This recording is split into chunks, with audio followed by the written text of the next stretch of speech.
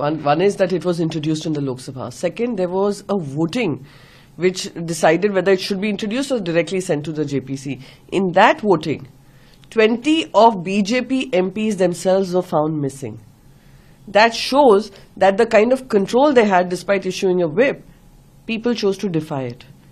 And that in itself is a big story. So before thinking of a two-third majority and coming up with this bill, they should save themselves this embarrassment so that this kind of a voting pattern is not repeated, and also exposes chinks in the, when we say in the armor of the mighty emperor, Mr. Narendra Modi.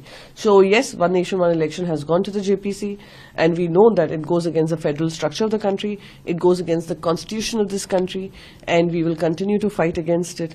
But before we discuss One Nation, One Election, I'm hoping the JPC will also discuss the working of the Election Commission of India with regards to Maharashtra elections, the rise in voters registered between the Lok Sabha and Vidhan Sabha rose by over 40 lakhs.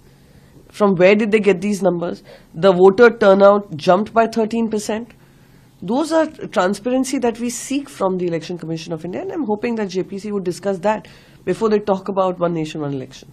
I was coming to the first around 20 MPs of BJP were missing.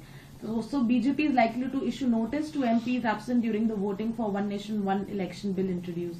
No, they will have no other face saver but to send them a notice. But it did expose that BJP, for whatever it speaks, with their 240 MPs, there is something which is not right with them. And maybe they are also not in support of the One Nation, One Election idea. And that is why they chose to defy the whip rather than attend and be...